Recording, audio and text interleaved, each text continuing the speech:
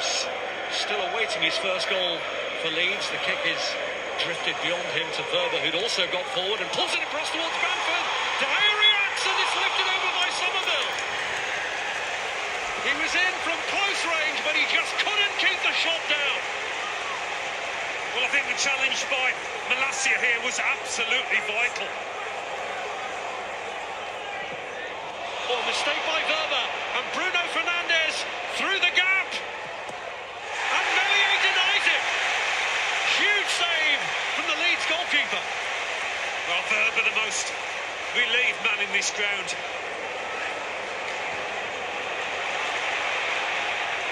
McKennie taken on by Somerville, who goes for goal and forces De Gea to make his first save of the second half.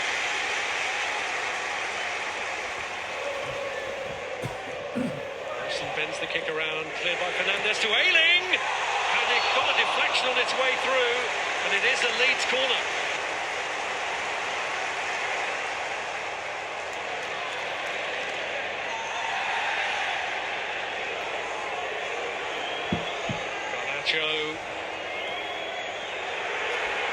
Diogo Dalot with a strike off the crossbar. The frame still shaking. Meslier saw hardly anything of that. Caught it beautifully.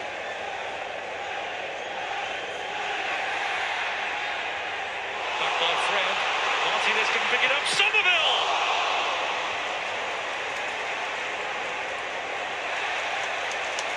Just as Meslier did in the first half to Bruno Fernandes, De Gea denies an opponent with his right boot. Controlled by Shaw. Rashford! He's done it again against Leeds United.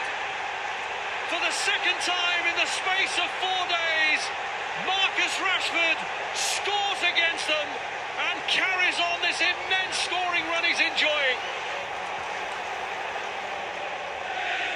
There's McKennie, won back by Fred. Eghorst. Now Garnacho's really found his stride and makes it 2.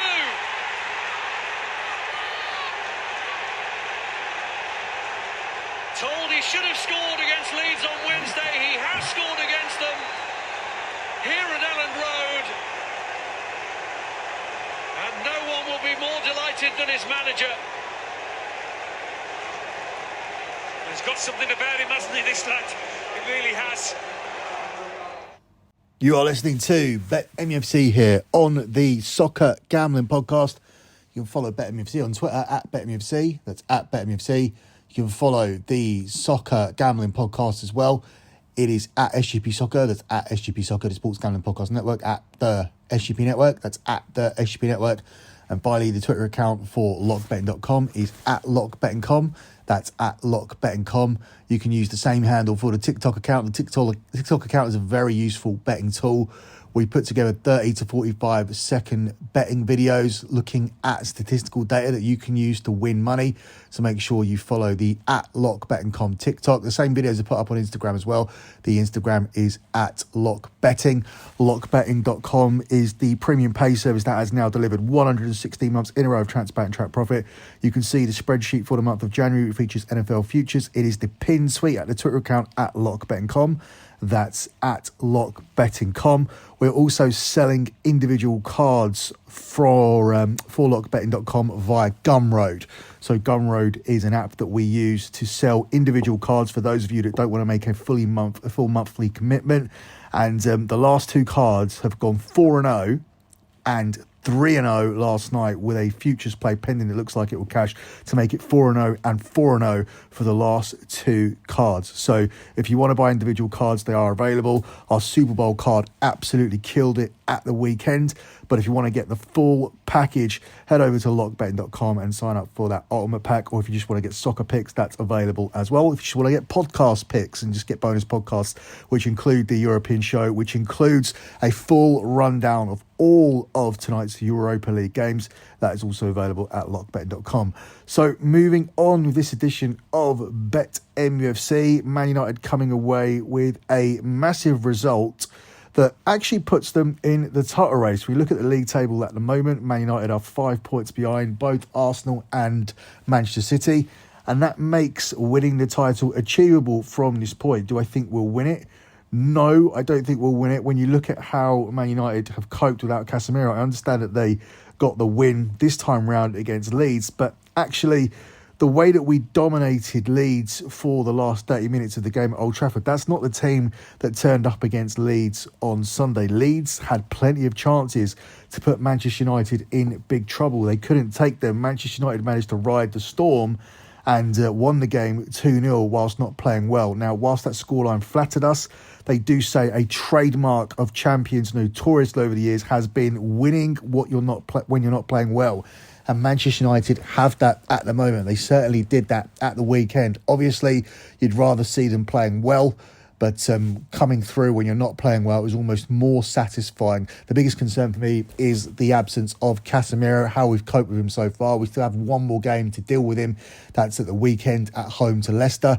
But it isn't in this upcoming game against Barcelona. Casemiro will return for the first leg against Barcelona, and then he'll play again in the second leg, and he'll be also available for the EFL Cup final.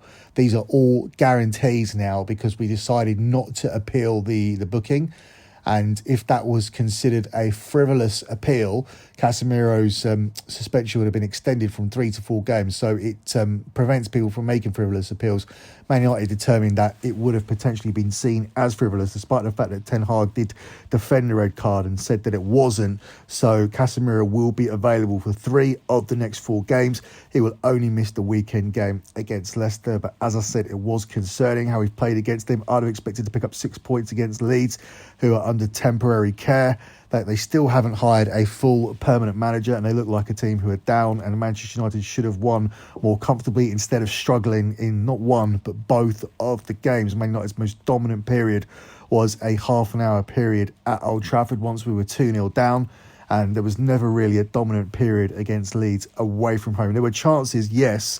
Bruno Fernandes putting the chance away at the stroke of half time would have made things a lot more comfortable in my opinion. But Manchester United were never really comfortable, and that's not really what you want to see from a United team going up against a team in the relegation scrap who always struggle against top tier opposition. But it's done and dusted. We've come away with 3 points from that game, 4 points overall against a major rival, and that's one thing that can't be disregarded. Leeds hate Manchester United. It's a big rivalry. So if there was anybody that they were going to play up to, it was us. And that ultimately is a very good away result. Anytime, any season, Man United winning away to Leeds, no matter how it looks watching the game, ultimately it says 2-0 on paper. We emerge with 3 points, and we are now 5 points behind Arsenal and Manchester City with a faint chance of winning the Premier League title this season. So, can we win the Premier League? I don't think so. But can we win the other 3 competitions that we're in? Yes, we're in the EFL Cup final. We have a nice draw once again in the FA Cup 5th round. If we beat West Ham at home, we will be able to reach the quarterfinals of the FA Cup.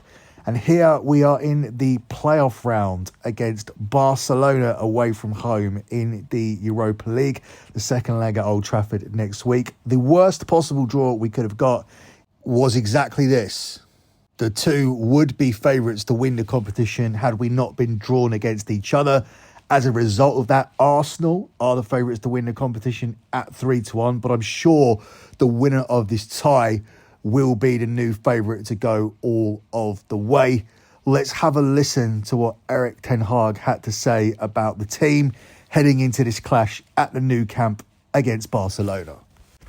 And you're coming up against a player in Frankie de Jong, who became a terrific player for you at Ajax. What is it that makes him such a special player? So I think we had like a class in 2019. It was a team. It was with a lot of fascination, and he brings a lot of that fascination. And I think he develops in the years after here in Spain. he became even better. He's a fantastic player, playing out from the back. He always has time. And so it was a pleasure to work with him. Hi, Eric. Obviously, you're without Lisandro Martinez tomorrow through suspension. How big a blow is that to you, and how confident are you that the guy next to you might be able to step up at centre-back against the likes of Lewandowski? Well, we have many options, I think, in the squad to sort it out. And we can use Luke as a fullback and as a centre-back. And we have seen in the weekend he did both, and both he did very well. But we have in the centre half also very good other options, and they did also well. And we can choose by game what we prefer. Question for Luke. Just wondering if this is the acid test, perhaps, for your development as a team this season. You've obviously done very well and won some big games, but this feels like another level entirely. Yeah, of course. It's obviously a very big game. It's one we're obviously all very looking forward to. And yeah, I think it's going to be a big test. It will show us where we are. But, you know, I think where we are at the moment, we're ready for it. Eric, Xavi was very complimentary of you today. He said you're a reference point for offensive coaches, and he likes what you've done at United because it was a very difficult club to transform. What do you make of his comments, and what do you think of the job he's doing with Barcelona? I think Barca is also a very difficult club, and I think Barcelona in this moment is playing its best football since several years. But I think it's in the mind of and the inspiration of Johan Cruyff. Still, you feel it here, and you can see, if you see the game of Barcelona, you see the way of play, and that is the inspiration of Johan Cruyff. And for Luke, can we expect to see you at centre-back tomorrow? To be honest, I'm not too sure yet. We'll have to wait till tomorrow when he names the team, so I'll find out then. Hi Eric, it's obviously a great tie with Barcelona, these two games, but sandwiched in between you've got a big Premier League game against Leicester and then a cup final. Do you look beyond these ties with Barcelona and sort of plan your teams for the next week, or is it literally one game at a time and picking the strongest team for each one? Of course, as a manager you have a certain planning, but the first game is always is the game coming up is the most important game, and that also can change your plans because of performances, because of maybe tactics, next opponent, because of injuries or suspensions or whatever. But first game coming up, most important. Hi Eric. Given the history and status of Barcelona and Manchester United, this fixture could very well be a Champions League final, but it's obviously a Europa League playoff. What does that say about where both clubs are at the moment? And does it show how much work there is still to be done for particularly Manchester United to get back to where you want to be?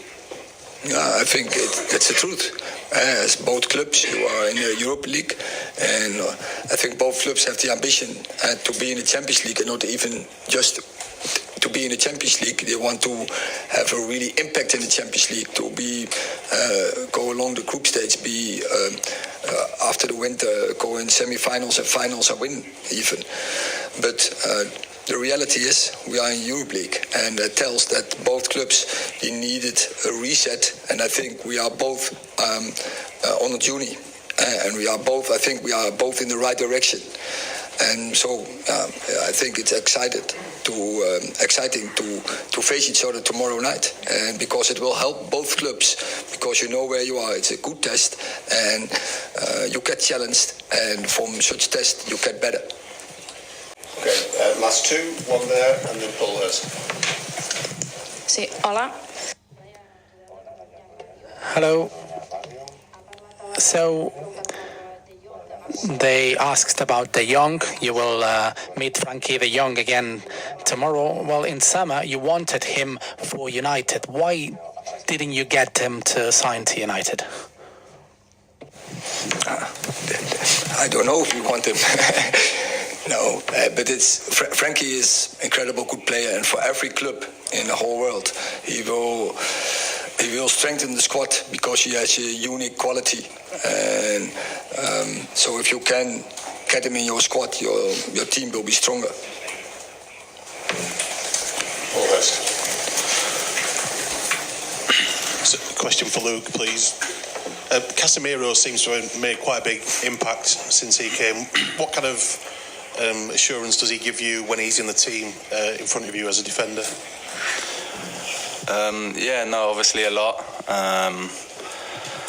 I think it's been quite obvious to see when, how important he is to the team when obviously he's been not playing.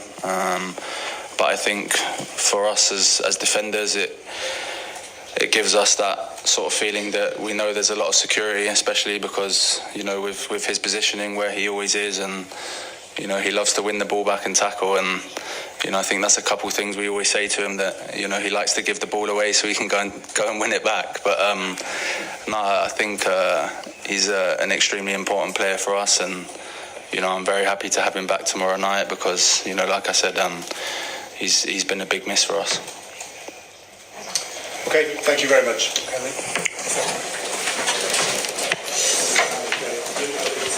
So we got both Erik ten Hag and Luke Shaw there talking about the game against Barcelona. Some people are looking at this tie as a win-win situation for United. If we exit this competition here, it's no big loss because we lost to Barcelona. Barcelona are top of La Liga, ahead of Real Madrid, who won the Champions League last season, and therefore it isn't a major thing to be upset about because it does then reduce the fixture pile up. We can then focus on the EPL. We can focus on the two cup competitions we are still in, the FA Cup and the Carabao Cup final that we have coming up as well. So there is a silver lining there. Although if the defeat is convincing, I feel that it would be damaging. A key thing that Erik ten Hag said there was that this tie was a test of where we are. Now, that puts a little bit more extra pressure on United. Ten Hag usually always says the right things, but that was a comment that puts pressure on United because if this is supposed to be a measuring stick, as opposed to the massive strides he's made elsewhere, such as reaching a cup final, having a run in the FA Cup, and most significantly being third in the Premier League with an outside chance of winning the league, which was absolutely unthinkable at the start of the year. The most optimistic Man United fan would have only wished for a cup run and a place in the top four. But instead of making that the measuring stick and underplaying this, he said that this tie was a measuring stick for where we're at. So if we're convincingly beaten by the champions-elect of La Liga, then does that mean Manchester United aren't as far along as many people think? Now, obviously, if it's convincing, yes, that would be the case. It would be humbling and it would be a negative. But what if we lose a close tie to Barcelona?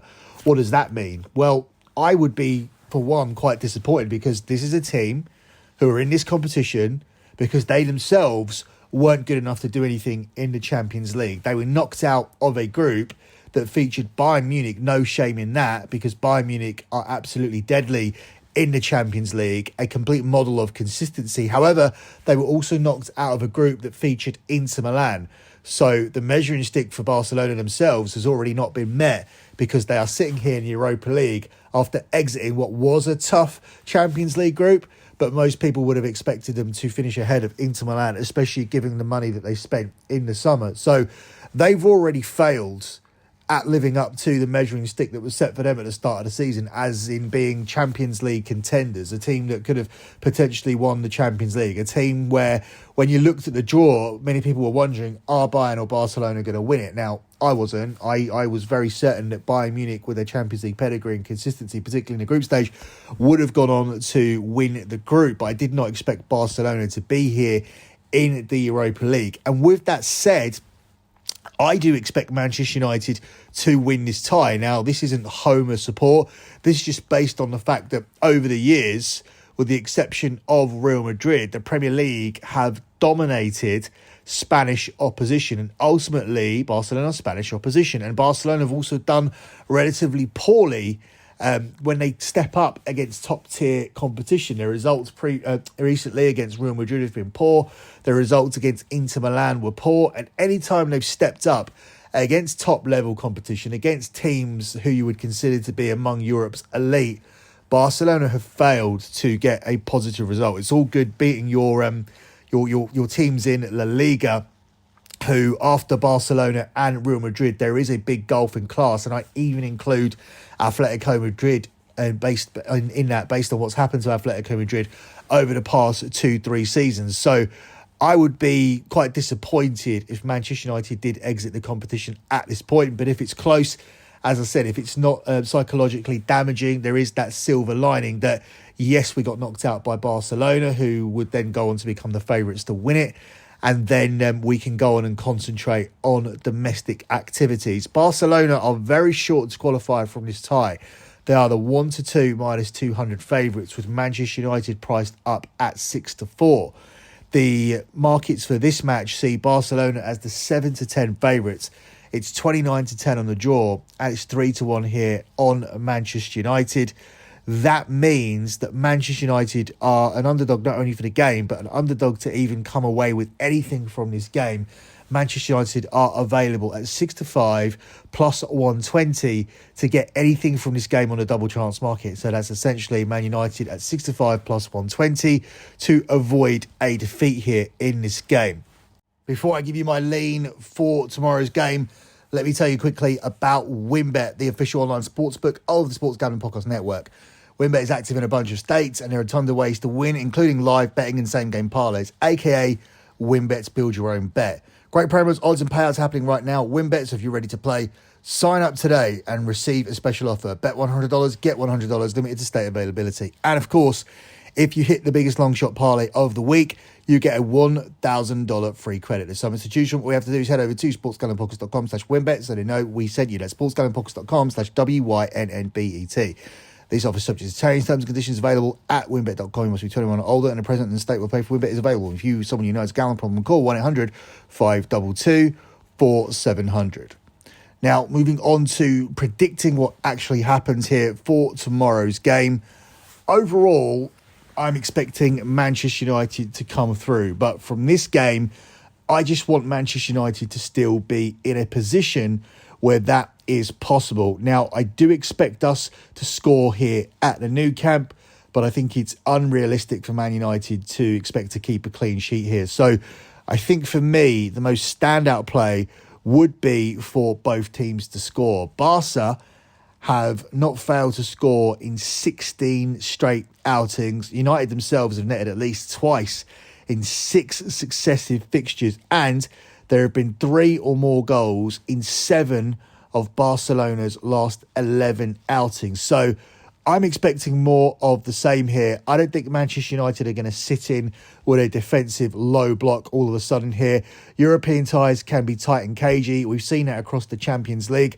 But even if this is a tight and cagey game, I believe Manchester United will be able to hit Barcelona on the counter-attack, especially when you're looking at the form of Marcus Rashford. This defence have been more solid so far this season, but I don't think they've encountered a player such as Marcus Rashford. I realise in the group stage they encountered Leroy Sané, Serge Gnabry and players of that ilk. However, Marcus Rashford is in a different vein of form at the moment. I don't think the comparisons from Kylian Mbappe were far-fetched. Now, don't forget, I was somebody who was playing down those comparisons initially, but I believe the consistency of Marcus Rashford has now been enough for us to justify the comparisons, and I believe this is the top player Barcelona faced this season, and he's going to be dangerous in this game as he is in every game. So my main lean for this game will be for both teams to score, and both teams to score here is available at the relatively decent price of 7-10 here for this one. So that concludes this edition of Bet MUFC. Good luck with all of your bets as always, and thanks for listening.